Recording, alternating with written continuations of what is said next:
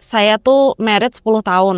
Nah, saya single mom itu 15 tahun. Ya, suami saya meninggalnya karena bunuh diri. Itu bukan suatu perkara yang gampang dan saya mulai terbuka itu sejak 5 tahun terakhir lah. Setiap orang itu mengalami mental health. Nggak peduli, nggak kenal usia, nggak ngerti kamu kaya atau miskin, semua pasti mengalami yang namanya mental health. Depresi, putus asa. Dan aku kebetulan dipercaya buat mendampingi terutama teman-teman sel ya. Ada beberapa yang mengalami depresi, mengalami putus asa, dan puji Tuhan karena punya komunitas yang sehat, mereka semua bisa bertumbuh, bisa berkembang. Itu merupakan suatu kebahagiaan yang luar biasa. Ternyata penyembuhan di dalam batin itu penting sekali ya, karena luka batin itu bisa dari dalam kandungan. Makanya penting adanya penyembuhan luka batin itu benar-benar sampai selesai.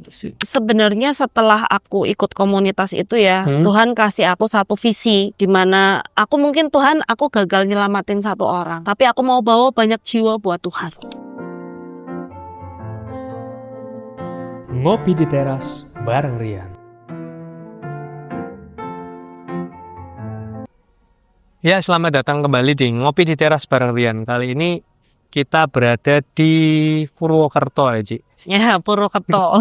Ini pertama kali saya sama istri sama anak ke Purwokerto sih, Ci. Paling jauh dulu waktu ke Baturaden. Itu udah zaman berapa puluh tahun lalu.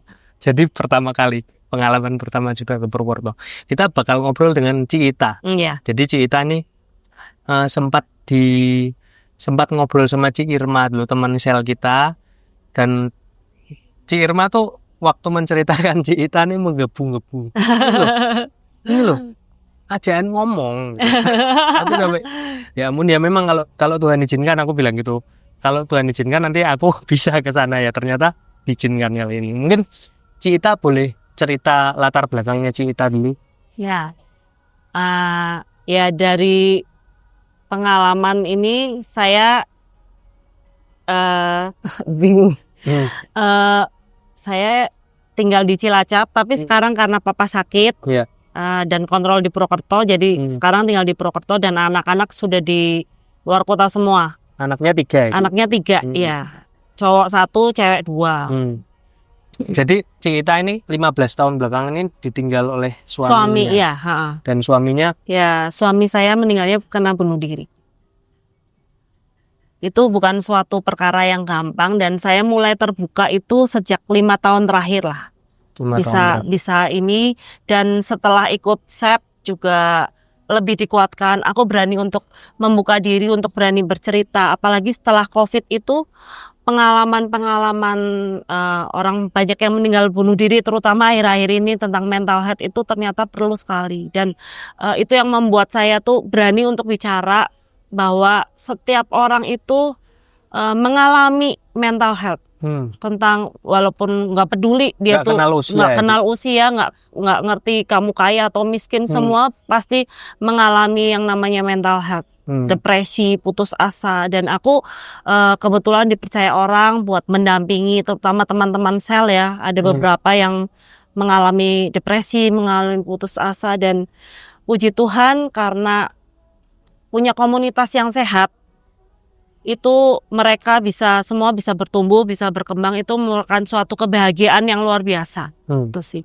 Kalau boleh tahu dulu, suami ada indikasi seperti itu tuh kira-kira Ci Ita tahunya berapa lama sebelumnya waktu itu? Ceritanya gimana dulu? Saya tuh married 10 tahun. Nah, saya single mom itu 15 tahun. Kebetulan tanggal 10 kemarin tuh. Berarti married tahun 2000 ya? 2000, married tahun 2000, suami meninggal tuh 2010. Nah, berapa tahun terakhir itu, jadi antara bulan-bulan tertentu itu suami tuh ada perasaan-perasaan putus asa yang aku sendiri nggak bisa nolong gitu loh. Aku pengen mati, aku pengen mati, aku pengen mati. Itu selalu diulang-ulang terus.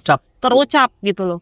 Dan mungkin aku masih belum mengerti, belum belajar tentang mental health, tentang mendampingi bagaimana orang yang seperti itu gitu loh. Padahal ya dia udah ikut CAP waktu dulu di PSD itu, waktu awal-awal ada CAP. Terus ikut retret awal juga. Tapi ternyata penyembuhan di dalam batin itu penting sekali ya, karena luka batin itu bisa dari dalam kandungan. Jadi latar belakangnya suami Itu suami itu anak yang mau digugurkan tapi gagal dan menjadi anak kesayangan karena dari 4 bersaudara suamiku tuh paling bungsu dan sekolahin paling tinggi. paling tinggi. Jadi sama keluarga itu tumpuan harapan semua, apalagi mamah mertua juga orang yang punya luka batin berat sekali gitu dan belum selesai, makanya penting adanya penyembuhan luka batin itu benar-benar sampai selesai. Jadi memang kalau luka batin itu kalau nggak disembuhkan ya ujungnya bisa menyakiti diri sendiri. Iya, dan bisa orang-orang di sekitar tanpa dia sadar melakukan hal-hal yang mungkin dari ucapan, dari tindakan bisa menyakiti orang-orang lain. Terus 10 tahun lalu itu Ci, 15 tahun lalu ketika peristiwa itu terjadi, perasaan Cita dan anak-anak waktu itu pertama kali? Itu hancur banget ya, karena udah meninggalnya seperti itu dan suami nggak meninggalkan harta yang banyak, juga kita masih benar-benar berada di bawah ya. Anak paling kecil 2,5 tahun, paling gede itu kelas 3, yang nomor 2 itu kelas SD, baru masuk SD. Dan suamiku tuh meninggalnya waktu ketawanya itu waktu hari pertama anak masuk sekolah. Jadi kayak tanggal-tanggal ini kan anak mau masuk sekolah itu kan benar-benar merupakan luka yang dalam. Jadi aku berapa tahun ngalamin trauma ya, trauma, tapi benar-benar Tuhan sembuhkan dan itu berproses. Aku nggak mikirin diriku sendiri, tapi di saat aku memikirkan orang lain, Tuhan tuh pelihara aku luar biasa. Jadi waktu suami meninggal itu nggak berapa lama, aku disuruh jadi pelayan sel. Wah, singkat banget. Wah ya singkat banget, tapi Tuhan selalu tarik aku tuh cepet banget gitu ya. Jadi pelayan sel, nggak tahu apa-apa. Terus ya itu harus mikirin orang lain, padahal anak-anakku juga butuh itu. Belum lagi harus ngurusin karyawan yang dulu masih ada perusahaan patung sih di situ.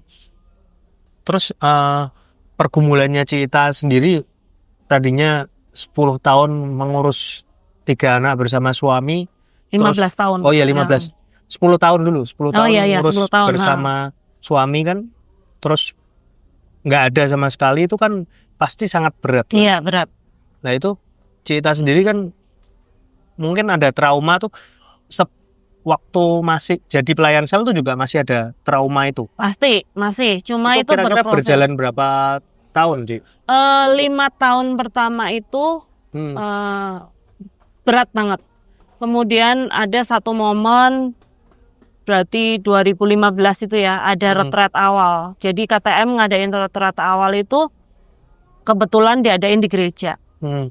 Nah di situ tuh lagi doa Bapak kami, kebetulan gereja Santo Stefanus itu tempatku diresmikan waktu merit itu di situ ya. Di situ pas lagi doa Bapak kami itu aku ngomong, Tuhan aku nggak kuat karena aku sendiri. Tuhan tuh ngomong dalam ini, Tuhan tuh seperti ngomong ini, jangan takut, aku menyertai engkau sampai akhir zaman. Ternyata itu adalah tugas perutusan kan, ya kan? Tugas perutusan. Nah itu yang membuat aku sampai sekarang bisa bertahan tuh itu. Kemudian jatuh bangun, anak-anak juga sempat aku tuh aktif di pekerjaan di asuransi, bidang asuransi. Itu anak-anak waktu masih kecil-kecil itu aku tinggal ke Jakarta, anak-anak benar-benar cuma tak siapin makanan, tak titipin kunci karena sekolah kan dekat, mereka udah bisa mandiri di situ. Benar-benar penyertaan Tuhan tuh luar biasa. Wow, ditinggal bertiga doang. Bertiga. Ya masih ada saudara tapi nggak serumah gitu. Cuman ya ngawasin. Iya. Tapi itu ya pergumulan yang sangat berat. Iya, Karena meninggalin 3 anak dan ya mereka juga belajar mandiri sih. Wah. Kalau misalnya tantangan Cita sendiri untuk dalam keadaan mental yang seperti itu, gimana sih Cita untuk tetap menanamkan percaya pada Tuhan pada anak-anak itu Padahal dengan keadaan yang itu kan hancur-hancur. Iya. Apalagi awal-awal dulu. Tapi gimana Cita tetap bisa percaya sama Tuhan, terus bisa ngajarin anak-anak juga tetap percaya sama Tuhan. Ada nggak? Ada momen nggak sih sempet Cita kayak marah sama Tuhan saat? Oh, pasti keadaan marah sama Tuhan tuh pasti ada. Dan apalagi kalau mau masuk tahun ajaran baru ya, itu jadi traumatis banget. Oh iya, apalagi kan apa ya, udah mau masuk sekolah, suami nggak ada, dan itu berulang berapa tahun tuh aku ngomong ya kayak jengkel sendiri gitu kan. Tapi benar-benar seperti dikuatkan, aku harus kuat gitu. Dan itu trauma-trauma itu muncul kalau yaitu antara bulan Juni Juli anak-anak mau masuk sekolah dan peristiwa itu kan keinget terus ya. Iya. Ya itu sih. Wow. Berarti sampai berapa tahun itu sih kira-kira sampai traumatis setiap itu kan karena waktu peristiwa itu terjadi ketika mau masuk sekolah, pasti tiap mau masuk sekolah apalagi tiap iya kan harus ini kan. Jadi sampai bertahun-tahun itu sih. Ya sampai anakku mau masuk SMA itu ya. Ya itu 5 tahun pertama. 5 tahun awal berat banget sih. Iya berat banget.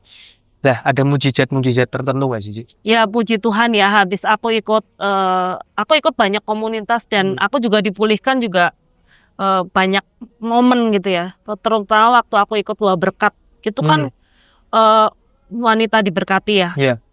Itu benar-benar aku harus sendiri gitu bersama Tuhan. Padahal kan perlu ya dukungan orang lain, tapi benar-benar aku harus sendiri dan benar-benar menyertakan Tuhan dalam kehidupan. Itu sih peristiwa aku pertama kali ikut Buah Berkat itu. Kemudian anak pas itu Stephen ya mau masuk SMA pas itu. SMA aku nulis tuh waktu kelas 6. Dia kelas 6 SD, aku udah nulis pokoknya aku punya impian anakku tuh sekolah di De Brito gitu. Wow. Udah dimanifestasi ya? Iya, udah aku pikirin anakku pengen sekolah gini karena aku percaya ya seorang anak yang kehilangan bapaknya itu pasti butuh figur ayah. Dan aku perlu orang lain supaya membentuk anakku, dan aku percaya bahwa itu adalah sekolahan yang terbaik juga. Karena di situ anak dibentuk untuk memilih mengambil keputusan yang benar. Dan yang salah itu di sekolah yang terbaik lah untuk padahal ya waktu mau masukin anak ke situ pasti ada ya yang nggak percaya sama aku gitu kan. Emang bisa sih seorang janda kayak kamu nyekolahin anak di situ? Emang mampu gitu kan? Karena memang ya mahal sekali pas itu. Tapi ya bersyukurnya aku waktu itu kerja di asuransi dan puji Tuhan dapat bonus. Tapi banyak mujizat yang di luar akal pikiran. Nggak masuk akal. Tiba-tiba ada orang yang memberkati dengan ya lumayan gitu. Kemudian jual tanah ya laku gitu kan. Makanya banyak kemurahan Tuhan yang Tuhan sediakan lewat malaikat-malaikat di sekelilingku. Orang-orang yang mengasihi juga saudara-saudara gitu ya. Banyak penyertaan Tuhan lewat situ. Kalau Cita sendiri pernah nggak ngobrol sama anak-anak Cita soal peristiwa yang dialami papanya ini? Ya, aku ngobrolnya tuh bertahap. Bertahap dalam arti aku ngeliatin umur anakku, kesiapan mentalnya juga. Paling enggak itu mulai anak mau masuk SMA, SMP, SMA. Itu mulai ngobrol. Mulai aku terbuka daripada mereka tahu dari orang lain, lebih baik mereka tuh tahu dari aku. Jadi mereka pertama kali mulai tahu tuh waktu SMP SMA itu. Iya. Dan banyak pertentangan juga ya, ada yang marah, ada yang kecewa, dan ada yang malu gitu. Aku malu mah punya papa yang meninggalnya seperti itu. Tapi ya aku terus dampingi, terus dikuatkan gitu kan, karena perkara itu nggak mudah. Untuk menerima hal seperti itu nggak mudah, apalagi masih di masyarakat masih mendengarkan apa kata orang. Ya, itu kayak stigma yang negatif. Betul. Jadi kayak sebenarnya Cita sendiri dan anak-anak pasti dipandang orang sekitar tuh kan pandangannya nggak baik. Mereka pasti melihatnya tuh kayak apa ya?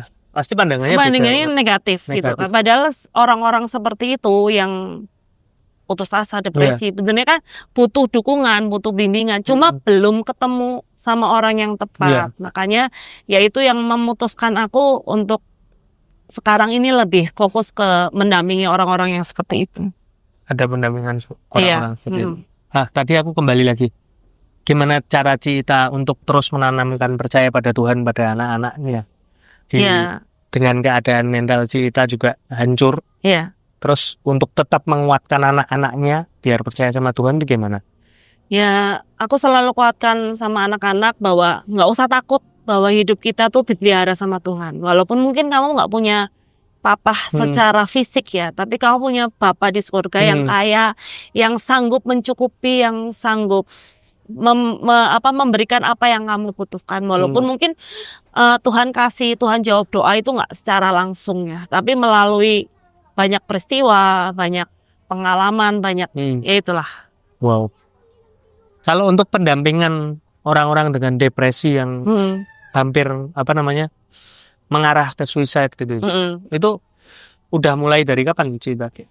Ya sebenarnya setelah aku ikut komunitas itu ya, Tuhan kasih aku satu visi, di mana aku gagal nyelamatin satu orang. Tapi aku mau bawa banyak jiwa buat Tuhan. Wah. Dan Tuhan selalu kirimkan orang supaya yang punya jadi memang Cita nggak spesifik, tapi ada aja orang yang kayaknya punya hati apa ya, aku pengen deketin orang ini, pengen ngajak ngobrol atau apapun gitu. Sampai saat ini udah berapa orang kira-kira yang didampingi Cita? Aku malah nggak ngitung gitu ya, tapi ada nggak maksudnya momen-momen saat Cita mendampingi itu ternyata bisa, wah ternyata permasalahan mereka tuh seperti ini loh gitu. Ada nggak yang paling berkesan? Yang paling berkesan itu sebenarnya banyak sih. Cuma yang paling berkesan itu ketika aku bantu nyelamatin kayak contohnya Andreas nih. Itu paling berkesan karena dia benar-benar dikasih waktu 1 tahun buat bertobat. Bener-bener 1 tahun, karena waktu aku ngajakin Andreas ini, Andreas tuh jadi temennya adikku. Andreas tuh temennya adikku. Dia terapis pijet kan.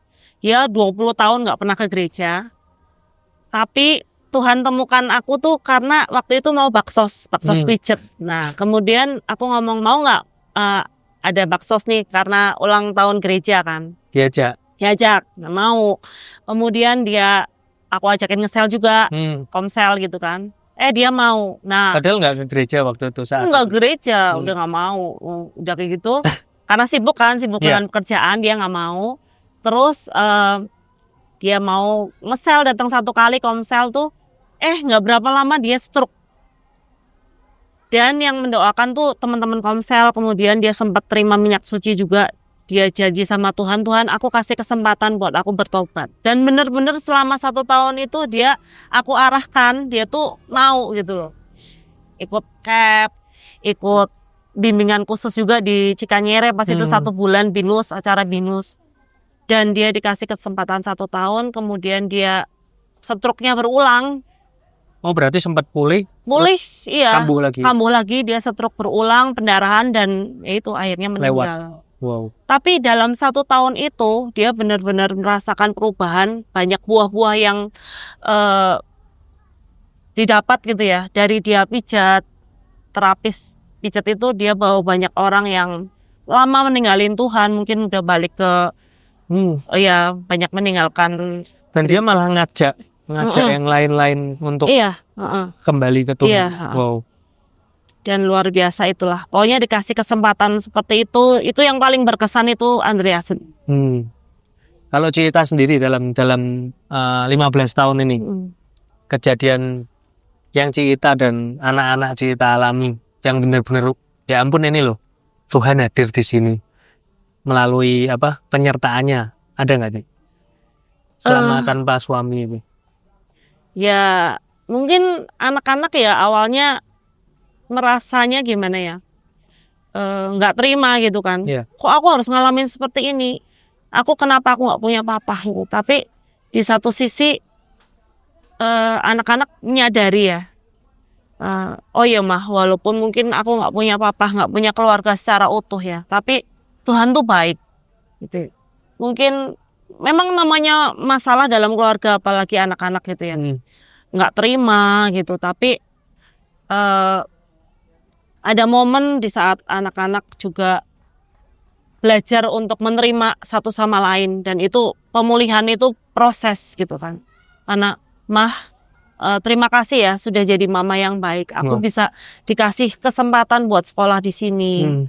Terus juga ya aku menyadari mama juga belajar jadi mama, aku juga belajar jadi anak gitu. Itulah momen yang membuat kita tuh tetap rekonsiliasi gitu. Itu sih. Wah, ya berat sih, apalagi anak-anak tahu dengan kayak ya dari kanan kiri kan pasti Iya juga pasti. itu menambah beban mental bagi anak-anak sih dari usia kecil mungkin ya. Udah mulai mungkin ada ejekan dari teman-temannya kan. Mungkin ya. Beberapa kali kan itu nggak mudah. Iya. Apalagi kalau peristiwa yang spesifik sih, misal kayak apa yang pernah Cita ceritain waktu itu di tengah himpitan mungkin kebutuhan yang begitu nggak bisa itu, tapi Tuhan hadir langsung. Oh iya. Waktu ini kejadian waktu aku mau persiapan acara CAP. Ya, CAP 1 Cilacap itu kan merintis ya. CAP pertama itu. CAP pertama di Cilacap, dan aku kepengen ada CAP itu yaitu mungkin 15 tahun yang lalu, karena aku dulu ikut CAP itu pertama 2004 pas aku hamil anakku yang kedua. Nah, suamiku tuh lulus. Nah, kebetulan ada kesempatan CAP 1 Cilacap, kenapa aku nggak ikut bantu gitu loh, karena itu kan keinginan dari lama kan, Cilacap tuh lebih bertumbuh, lebih berkembang, terutama untuk paroki Santo Stefanus gitu kan. Di situ aku protes sama Tuhan, ngapain ya aku tuh sibuk ngurusin ya kan CAP gitu kan, padahal aku tuh harusnya butuh uang banyak Tuhan. Aku butuh uang banyak untuk sekolah anakku. Pas itu mau kuliah dan yang kecil tuh mau masuk SMA pas itu. Ini hampir 3 tahun ini. Nah, di situ Tuhan ngomong, jangan takut. Aku waktu kembali jangan takut. Kamu nggak percaya sama aku, penguasa langit dan bumi, Tuhan ngomong gitu. Aku protesnya tuh aku sampai ke laut kan. Pagi-pagi itu ke laut. Kemudian di jawaban itu jangan takut. Habis itu ke gereja pagi sama Romo Karolus. Karolus ngomong gini, perasaan takut itu manusiawi. Jadi kamu harus terima perasaan itu gitu kan. Terus habis itu udah nih, ya Tuhan terima kasih buat penguatannya kan. Habis itu ngurusin CAP jam 10-an, sekitar jam 10. Itu di situ aku iseng komen sama temanku, lagi ngapain gitu, lagi anak-anak gimana, masuk sekolah di mana. Dia ngomong, boleh nggak aku bantu anakmu gitu. Di situ Tuhan, jawaban Engkau tuh begitu luar biasa, langsung tanpa lama gitu. Jawaban Tuhan tuh langsung, dan Tuhan pelihara sampai sekarang.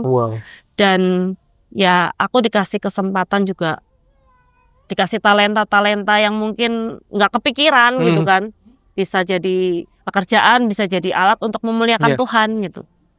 Ya sebenarnya kayak gitu-gitu kan, kalau kita juga harus menerimanya dengan rendah hati. Iya betul. Kalau kita tinggi hati, nggak bisa. Temen mau gitu pasti ntar lah, aku masih mampu nih, karena kita gengsi.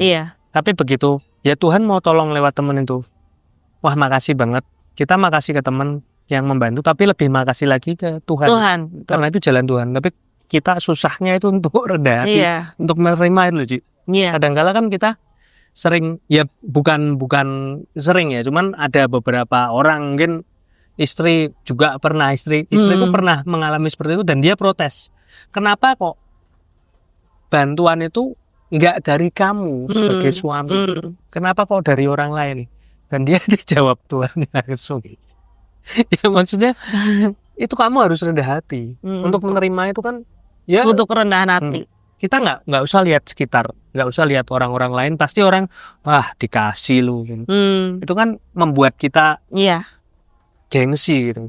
Tapi kalau begitu kita singkirkan itu gengsi, kita rendah hati, ya itu dari Tuhanku kok. Kenapa kok kamu sewot? Aku nggak peduli yang lain, aku pedulinya sama Tuhan. Dan Tuhan mau bantu aku saat itu. Jadi ya makasih Tuhan, makasih yang jadi salurannya Tuhan. Iya. Itu benar-benar ya. Iya, benar. Memang harus disadari sisi itu.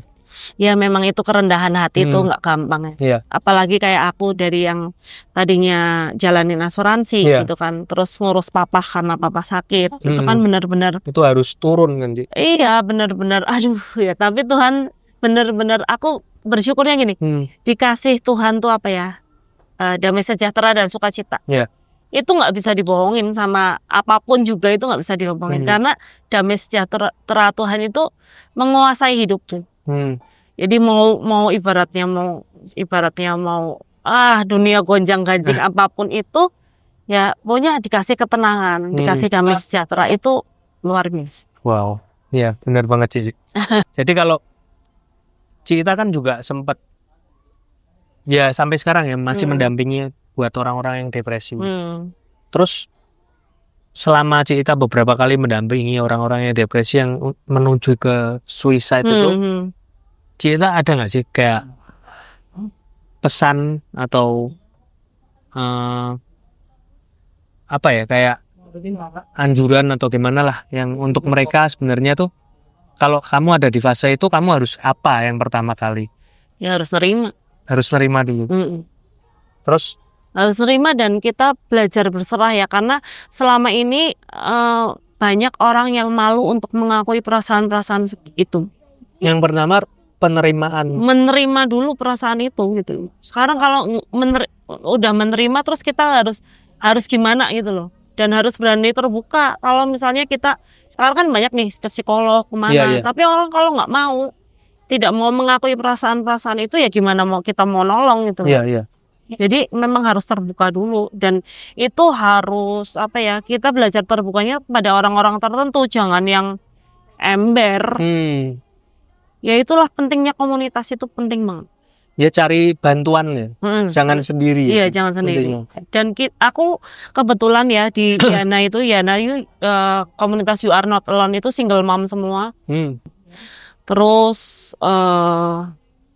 mereka itu ya karena aku mungkin ikut banyak komunitas ya, jadinya kadang pancuk. Emos Journey itu juga bagus, karena di Emos Journey itu tiap hari itu mau nggak mau kan buat jurnal ya, journaling terus itu penting juga. Kemudian kita mau nolong seseorang, kalau orangnya nggak mau terbuka juga, jadi yang mau ditolong ya harus berani terbuka gitu, dan harus menerima dulu. Dan kemarin belum lama ini ada kan, ini jadi nanti aku nggak usah ceritain gini ya, mamahnya temennya anakku, kita kan berarti kenal udah 20 tahun lebih kan ya, sudah kenal 20 tahun lebih. Terus setiap kali tak ajakin ngesel nggak mau.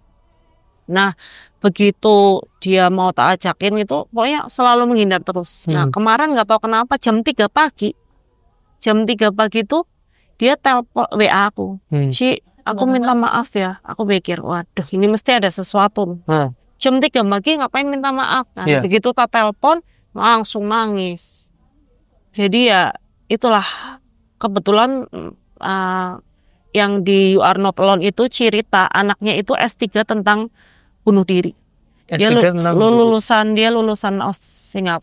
Psikologi ya berarti. Psikologi. Tentang bunuh diri. Nah, kita kemarin diperlengkapin, dia anaknya itu ngadain seminar tentang mental health, tentang bunuh diri. Aku cerita ke Romo kan, Romo berangkat. Jadi memang aku disuruh berangkat itu ikut seminar itu. Jadi itu bersyukur banget ya, koneksi ilahi itu kayak ketemuin ini gitu. Ya itu koneksinya ilahi. Itu koneksi ilahi.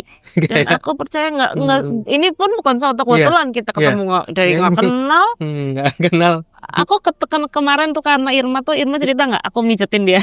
Enggak. Gimana sih ceritanya? Nah, dia tuh aku tuh ternyata dari SD tuh sering kayak gini. Gimana sih? Ternyata tangannya sering ketuk-ketuk ini. Oh, restless ini ya. Iya, kalau guru ngajar tuh aku kayak gini. Nggak bisa diem ini Nggak ya. bisa diem tangannya gini. Ternyata itu bisa jadi aku secara alami tuh bisa mijet. Oh, Itu gara-gara itu aku terus ngobrol sama Irma, nginep semalam tuh ngobrol banyak. Irma aku gini-gini ya itu. Dari aku mijetin Irma itu. Dan itu aku disapun karena aku punya hati kayak di sini tuh kepengen nolong orang yang sakit atau apa gitu. Itu ternyata Tuhan kasih itu ya saat kepepet tuh bisa jadi ya mungkin dibukakan sekarang talenta itu ya. talenta kan harus dibagi ya, Iya. harus itu bisa jadi seperti itu. Dan yang penting kan si Ita mau. Nah itu. Kalau nggak mau mana? Nah ya. Bisa, ya Pertama kan juga menerima diri. Iya, benar. Ih, aku dari yang asuransi langsung jadi orang terapis gitu kan. Tapi gengsi pastilah. Nah, papaku sakit itu tak urusin aku 1 bulan sembuh. Terapi sendiri. Wow. Ada nggak ada pendidikan ya? Nggak ada pendidikan sama. Ya ada, tapi nggak yang tak iniin banget gitu. Dan waktu binus itu aku kalau minggu kan, minggu itu libur kan. Iya. Acaranya libur waktu di Cikanyere. Itu aku cuma di sekretariat ketemu suster. Suster tak mijetin. Ya itulah. Tapi ya waktu aku ikut binus itu bener-bener tekanannya luar biasa ya.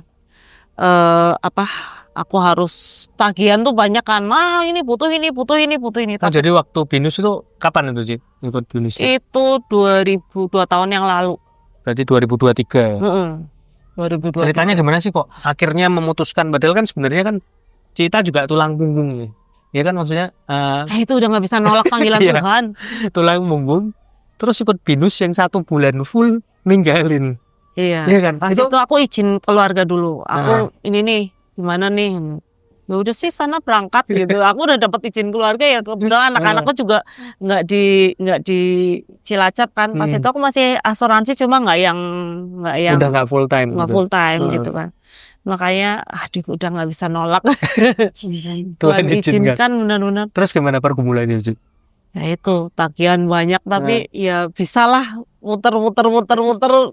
Aduh luar biasa. Ya kayak caranya Tuhan. Iya bener-bener caranya Tuhan. Udah kayak gitu aku habis binus aku ke Pekalongan kan. Sini bantuin Pekalongan. Pekalongan tuh KTM-nya selnya mati. Nah aku suruh bantuin sana. Ya itu aku bisa pijet dia dapat angpau lumayan. Wow. Ya kayak gimana ya? Asal rendah hati kita menerima bukannya menolak semua. Kalau kita rendah hati itu kayaknya ya udah. Iya, udah ini nggak apa-apa gitu.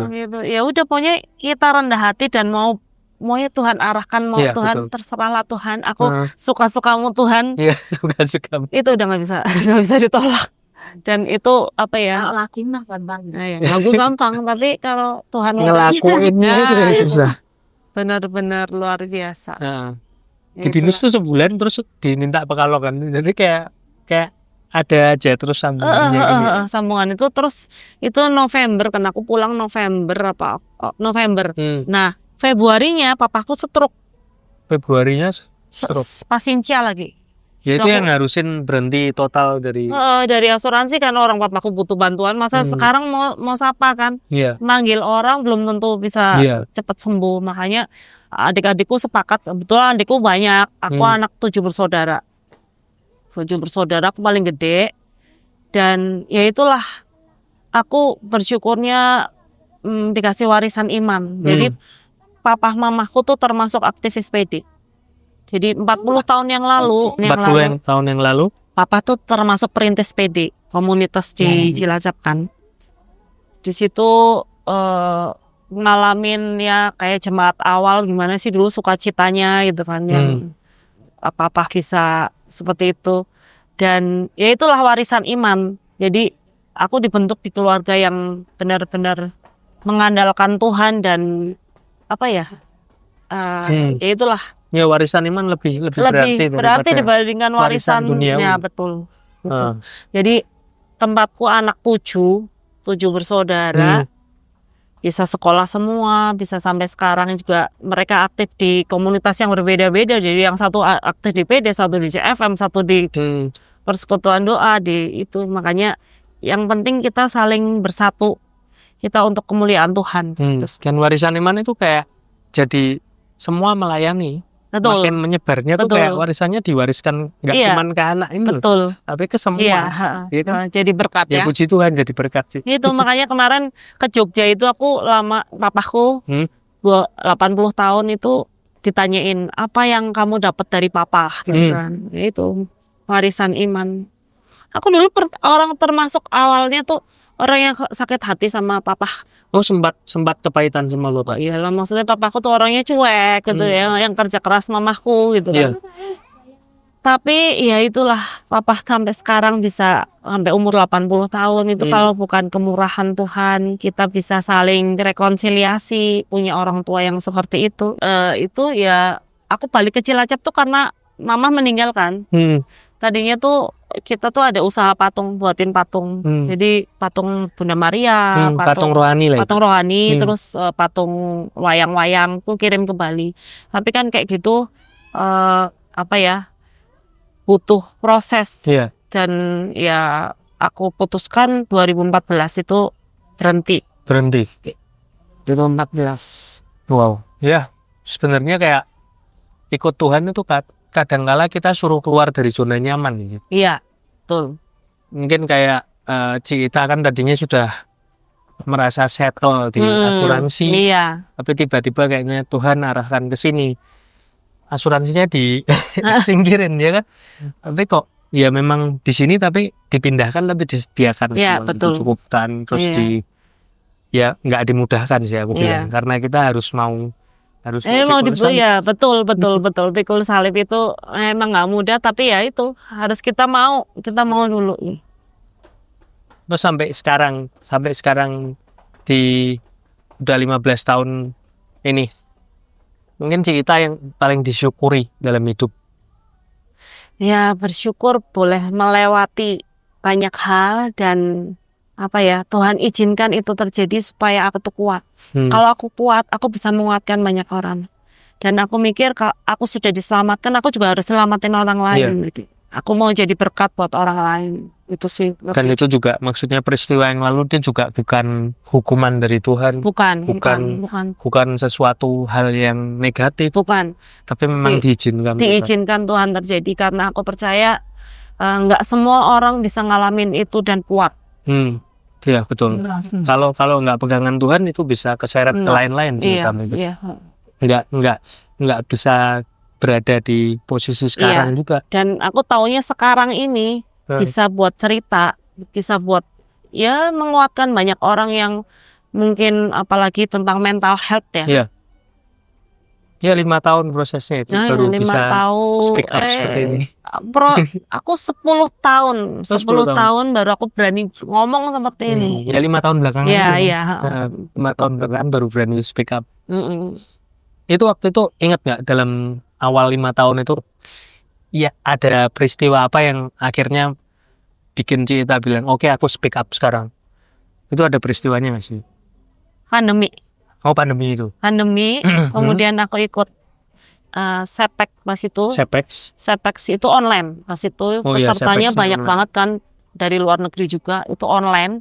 Oh ada luar negeri juga. Ada. Itu peserta paling banyak karena online kan. Di situ aku berani bercerita. Kalau mungkin aku di tempat sendiri. Oh mulai di sharing di Sepek itu. Pertama kali sharing itu di Sepek. Kemudian pertama kali di komunitas single mom. Oh di single mom. Karena kan ya namanya single mom kan mau nggak mau kan beranilah cerita kan. Itu dari single mom itu aku ikut Sepek itu mulai berani bercerita.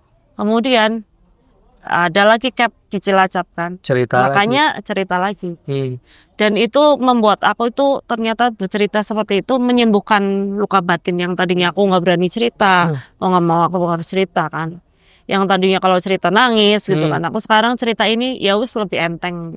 Iya, mungkin awal-awal dulu kayak berat buat sharing, itu berat banget gitu kan. Tapi dengan sharing seperti itu ternyata orang lain yang malah nangis gitu kan. Iya, melihat sharingnya seperti ini kayak kemarin sharing dengan Ko Ivanko itu, Cik Lisa yang kayak gitu. Iya. Tapi begitu dia kasih kesempatan untuk cerita, untuk sharing di sini, katanya matanya mulai menyala Mm-mm. dan di situ lebih sehat daripada orang sehat. Mm-mm. Iya. Dia ngomong, dan kalau sharing gini katanya dia kasih minimal 5 jam buat bisa sharing. Dan itu Iya. menguatkan orang. Iya, betul. Aku ngalamin sendiri kok sama Lisa itu. Iya. Coba. Luar biasa.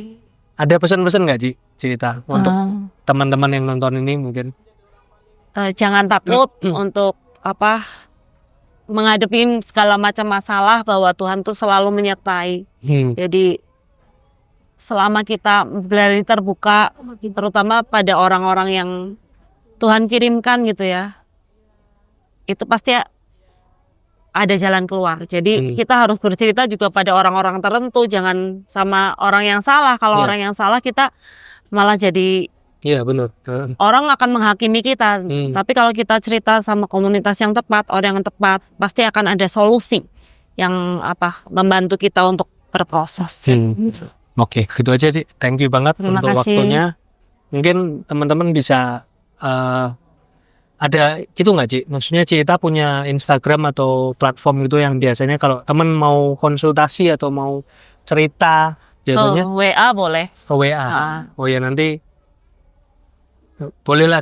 Boleh. Ya. IG nggak ada, Ci? IG ada. Ya, nanti IG-nya ada di sini. Soalnya kan buat teman-teman yang sharing, kadang kayak gini permasalahan gini kan orang perlu sharing dengan orang yang tepat. Iya, betul. Sementara Cita ini kan mengalami langsung dan itu sangat berat buat kita yang awam, ini sangat berat, dan Cita bersama Tuhan bisa melewati. Nah, Cita berusaha untuk menguatkan orang-orang di sana yang memiliki permasalahan yang sama, semoga bisa membantu dalam pemulihan mental health. Itu aja teman-teman. Jangan lupa komen, like, dan sharing, juga subscribe di channel ini, apalagi kalau kamu kenal dengan Cita. Itu aja.